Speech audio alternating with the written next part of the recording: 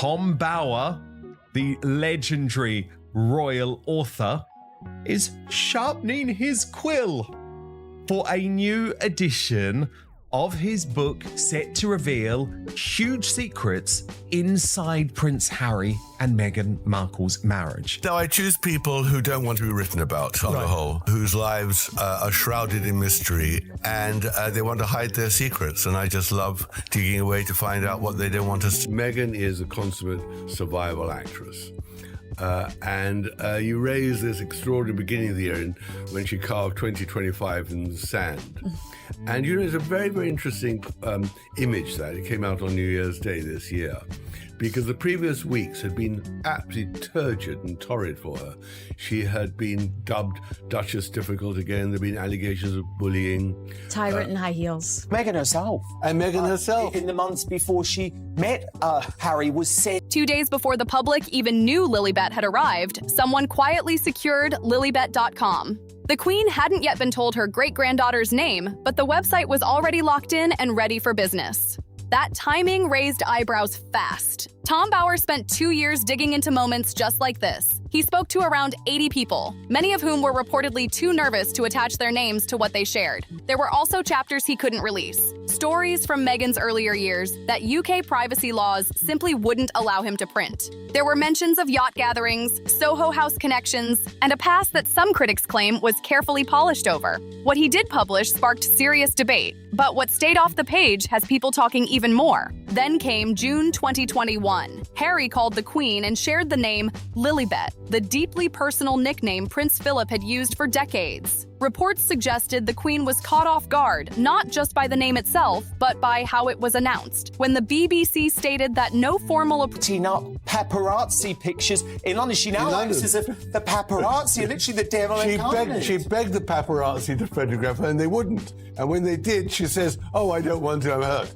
And that ridiculous story about how they first met, the whole thing was a tissue of inaccuracies, to be polite. Because what do you make of that? Because as you know, Harry was always very insistent. Tom, do you think Harry and Meghan are fast learning what they signed away when they took this Netflix big moolah? And I would say they signed away their credibility and their dignity. Well, that's our view, but it's not theirs. They need the money, and they need it now more than ever because they've got no other source of income. So I think they're just stuck with the devil now. They're tied to Netflix, they're tied to their book, and all the criticism they're going to take means nothing because that's the only way they can earn their money. But what they need to do is face up to the blackmail that's coming from California. And approval had been given, legal representatives responded strongly, signaling just how tense the situation had become. Original word count, 248 words. Rewritten word count, 299 words. Here's what made people pause. If clear permission had truly been given, a simple confirmation from Buckingham Palace could have shut the whole situation down in minutes. One short statement, and the noise disappears. Instead, there were legal warnings from one side and noticeable silence from the palace.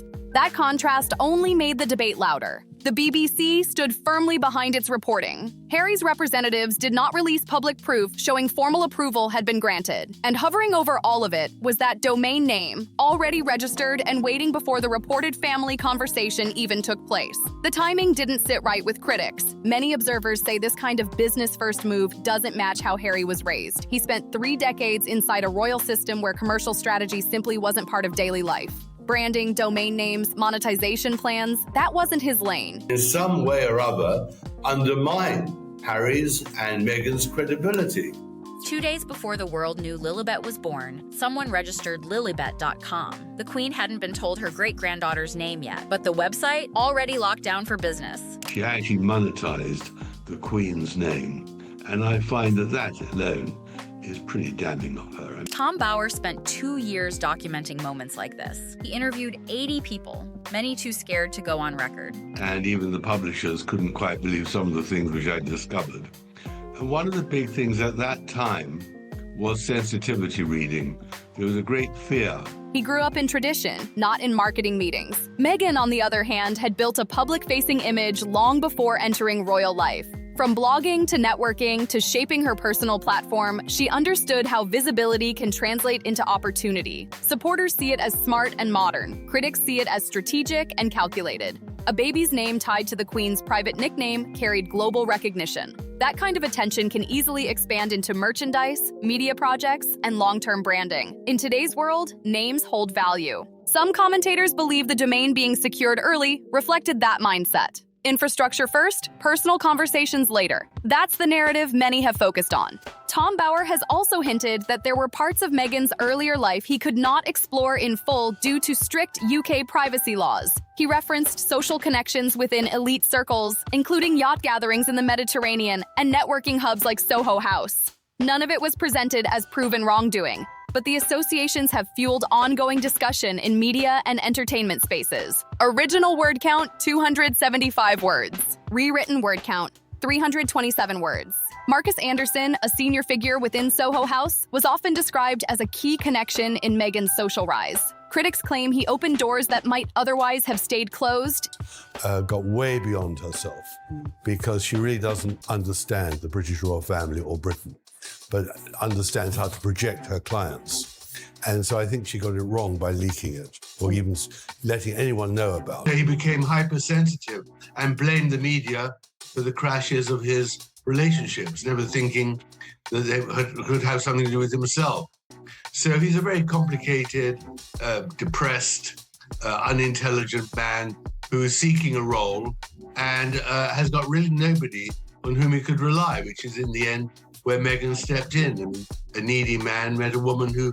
Introducing her to rooms filled with influence and opportunity. That part of her story continues to spark curiosity. At her wedding, around 60 Soho House members were reportedly in attendance. For many observers, that number stood out. They saw it as a sign of just how deep and established that network had become in her life. Supporters view it as proof she built strong professional friendships. Skeptics see something more strategic behind it. Tom Bower has said he had sources willing to discuss this chapter of her past. However, UK privacy laws are strict. Allegations can't be printed without evidence solid enough to withstand legal scrutiny, even if multiple people share similar accounts. Because of that, certain sections were reportedly left out of his book entirely. There were unanswered questions about how she supported her lifestyle before landing a supporting role on a Canadian television series. There were references to influential social circles, private gatherings, and high-profile events. Nothing presented as confirmed wrongdoing, but enough to keep speculation alive in media circles. What Bower does state is that Meghan appeared willing to reshape her life completely when moving forward. Relationships that no longer aligned with her path seemed to fade away. Her connection with her father deteriorated. Her first marriage ended. Former friendships reportedly dissolved. Critics argue it showed a pattern of clean breaks and forward focus, while supporters say it reflects determination and ambition. Those who knew her in earlier years have mostly stayed quiet. And secondly, the moment he got back to America, he immediately promoted Disney and his trip to Disney World, which showed that he is very commercially minded, which we'll get into later on. Fired her biggest shots, the best shots, and they're duds. And Harry has nothing to sell either. In fact, he hates... Whether by personal choice or legal caution, that silence has only added to the mystery. Then in October 2018, during the Australia tour, Meghan stepped out wearing significant pieces from Princess Diana's jewelry collection. Not just subtle items, but recognizable statement pieces, like Diana's Cartier watch. From that moment on, media outlets frequently highlighted when she wore Diana's jewelry at events in places like Nigeria and Colombia. Each appearance seemed carefully noted, reinforcing a powerful narrative connection to royal legacy and history. The jewelry slowly became part of the image. An entire generation remembers the real Princess Diana. You know, when they on their worldwide privacy tour, and you see this shot where they slice off the head of Meghan's head and look inside and it's empty. Hollow. And that is exactly the issue. I think there were various things about her sexual life which I dropped out on the grounds of privacy laws. They watched her shake hands with AIDS patients when fear and stigma were everywhere. They saw her walk through active minefields in Angola. They remember her sitting with seriously ill people when cameras weren't even present. That connection wasn't built overnight. It took years of consistent public service, real risk, and visible compassion. Some critics argue that legacy can't be transferred through accessories. Wearing Diana's Cartier watch or other recognizable pieces may create a visual link, but it doesn't automatically create the emotional bond people formed over decades. According to Tom Bower's interpretation, Meghan may have believed that the symbolism alone could bridge that gap.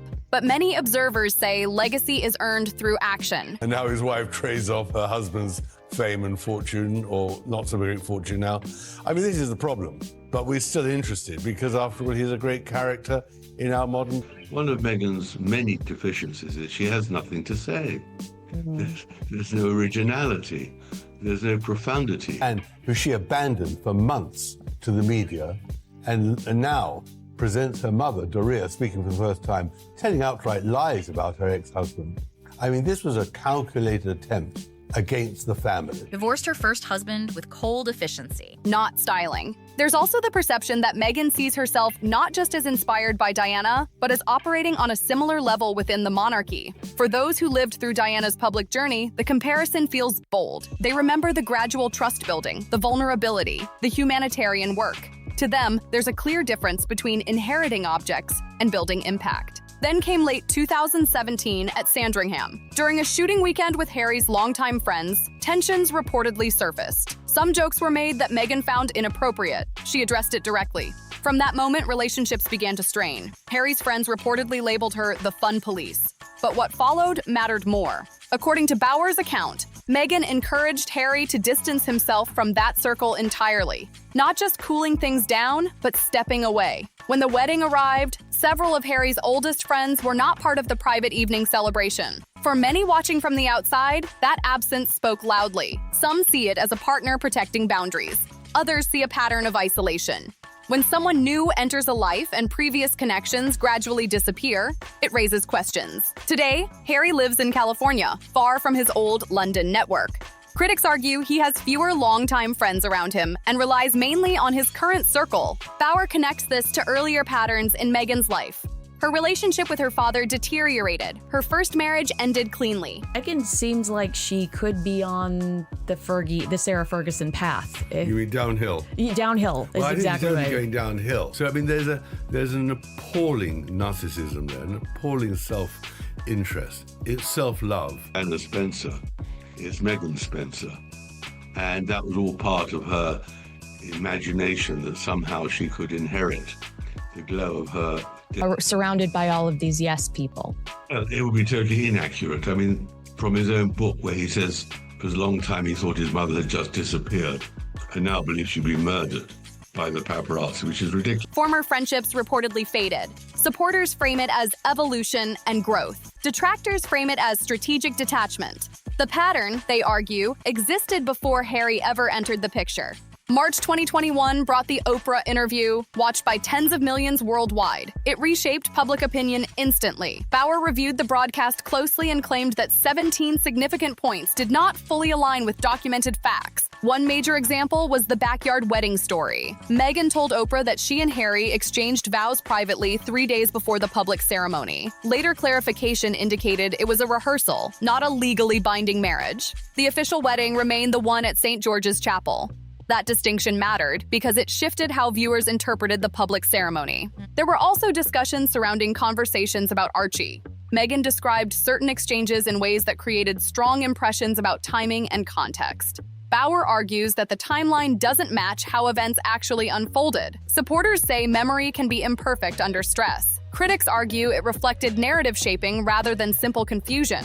The interview had enormous impact. Millions formed opinions about how Meghan was treated and about sensitive discussions that were said to have occurred.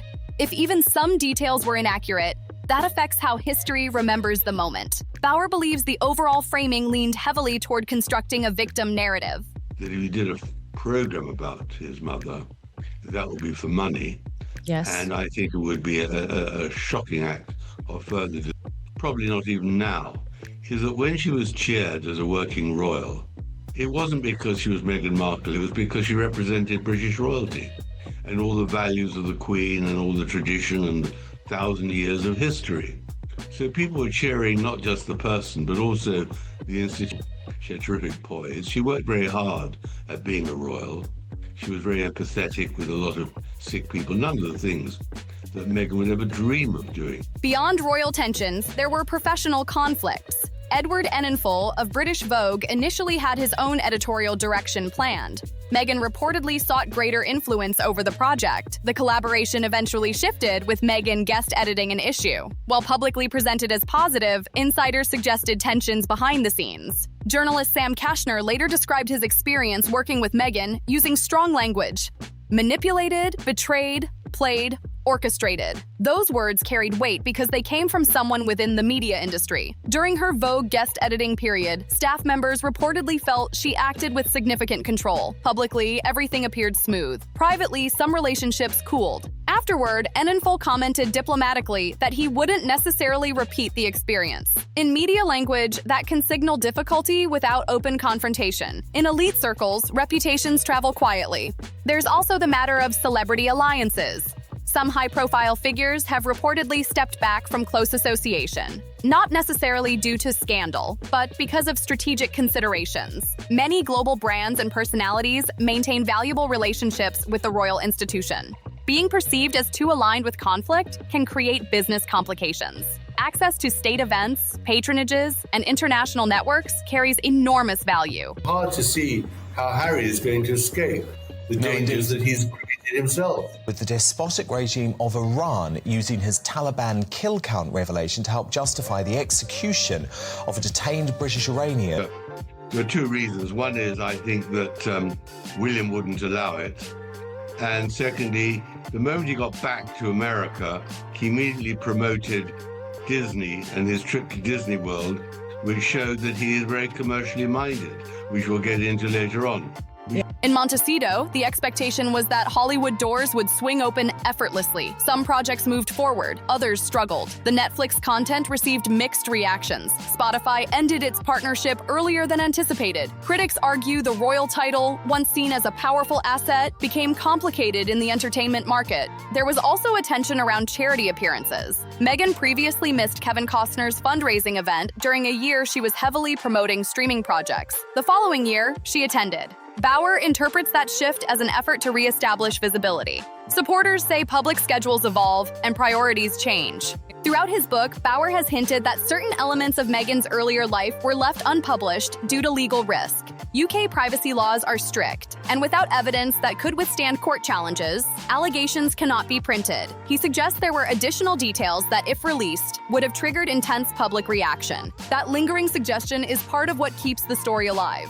Not confirmed scandal, but the idea that more exists beneath the surface. For critics, it reinforces their suspicions. For supporters, it's simply another example of how speculation can grow in the absence of proof. What remains clear is that perception now defines much of the conversation. Jewelry symbolism, friendships lost, interviews dissected, industry alliances strained. Whether viewed as ambition, miscalculation, or misunderstanding, the narrative around Meghan and Harry continues to evolve under intense. That everyone in the royal family tried their very, very hardest to make her feel at home and accommodate her, but that unfortunately Meghan only wanted to be the star and made it impossible for her and the royal family to collaborate. And you know, it's a very, very interesting image that it came out on New Year's Day this year, because the previous weeks had been absolutely turgid and torrid for her. She had been dubbed Duchess Difficult again. There have been allegations of bullying.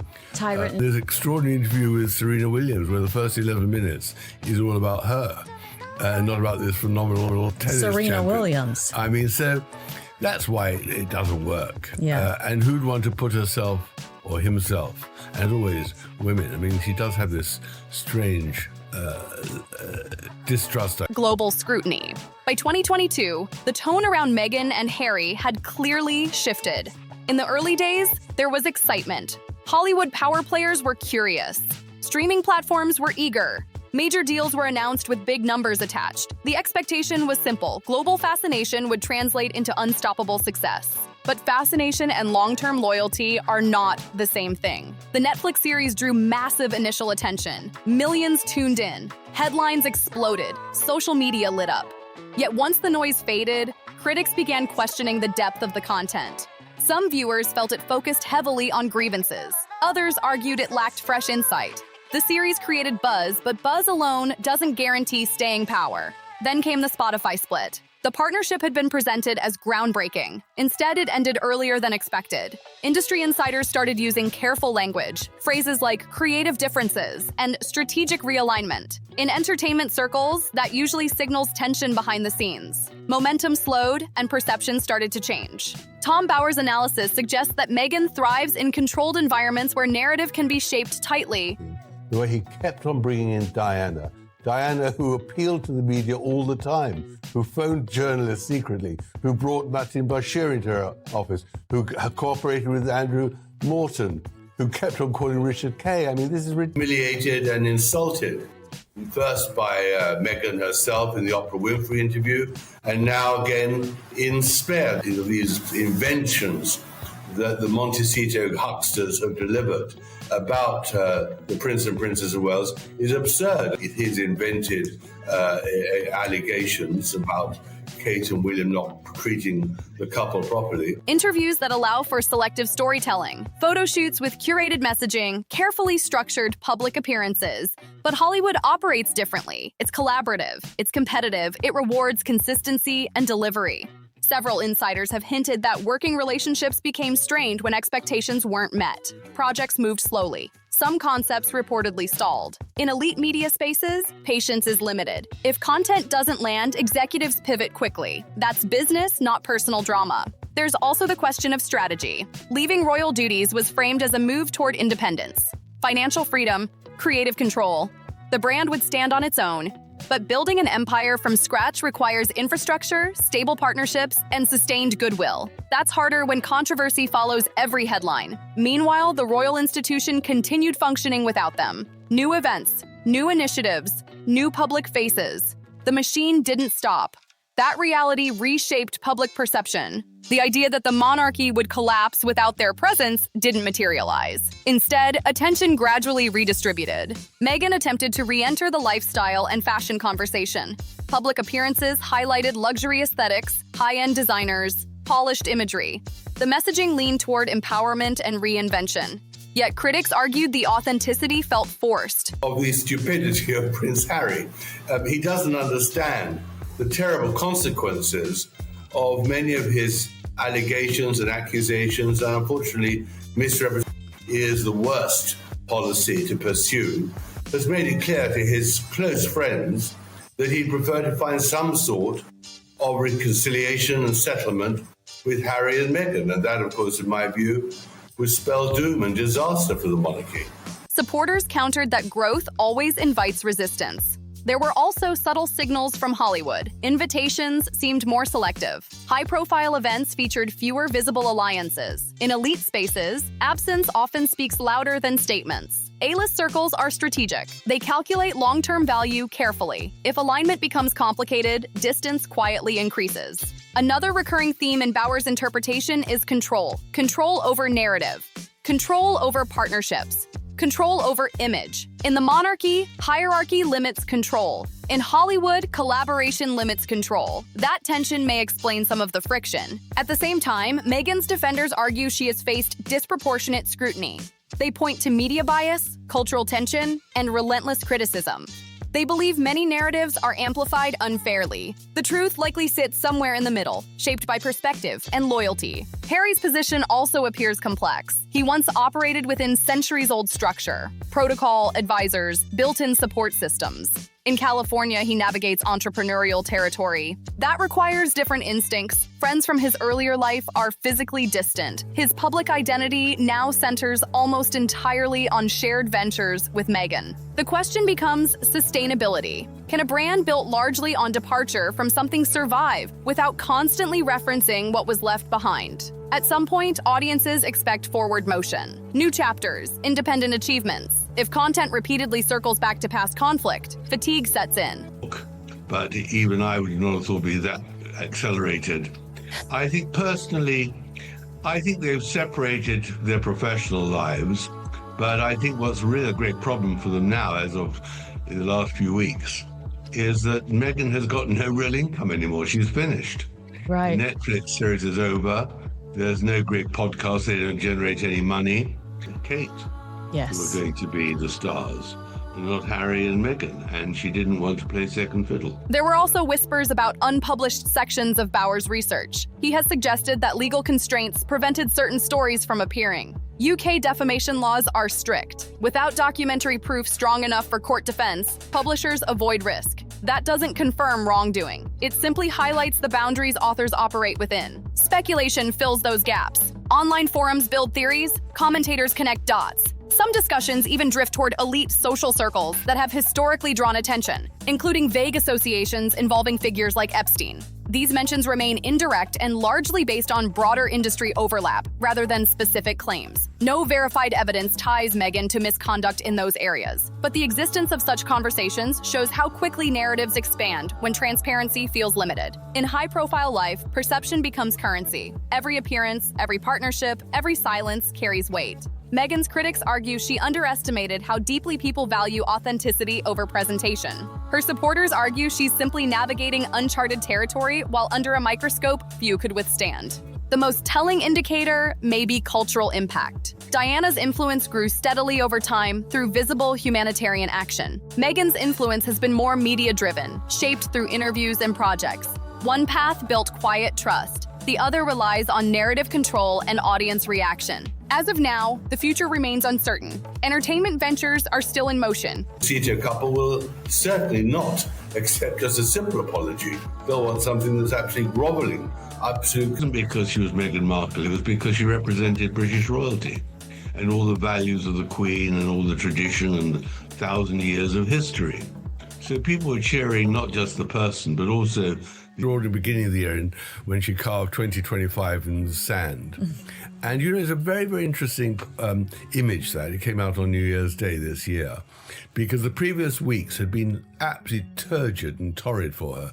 She had been dubbed Duchess Difficult again. There have been allegations of bullying. Public appearances continue. Headlines still generate clicks, but the tone is different. The initial glow has dimmed into cautious evaluation. For Meghan, the challenge is clear. Reinvention must feel earned, not declared. Influence must extend beyond symbolism. Partnerships must produce measurable results. Legacy cannot be borrowed or fast-tracked. Whether she adapts successfully will determine the next chapter. In a world that moves quickly and forgets even faster, only consistent delivery secures lasting relevance. British privacy laws are no joke. Publish something without airtight proof, and you can be financially and legally crushed in court. That's why everything in Tom Bauer's book reportedly went through intense legal review. Every claim sourced, every timeline checked, every line scrutinized, nothing casual about it. But according to Bauer, there's far more in his research files than what made it onto the page. He said there's essentially another book's worth of interviews and background material, people who spoke off the record, stories that couldn't be printed without risking serious legal consequences. References to yacht gatherings, Soho House circles, and lifestyle questions from before Harry entered the picture. Allegations? Yes. Published proof? No. The space between public image and unpublished material is what keeps fueling curiosity. Domain names secured before family conversations. Social circles that shifted dramatically. Longtime friends no longer present. 17 disputed claims from one high-profile interview. Professional relationships that cooled. Hollywood figures choosing caution. When you line it all up, critics say it forms a pattern. Bauer's follow-up project, often referred to as Revenge 2, is expected to revisit areas he couldn't fully explore before. He's hinted that additional context and verified material will appear this time. If that happens, the conversation could intensify again. At the center of it all is a larger question about narrative. Is this strategic reinvention under pressure or something more calculated? Audiences are watching closely. If you found this breakdown interesting, make sure to like, subscribe, and share your thoughts in the comments. And as always, I'll see you on the next one.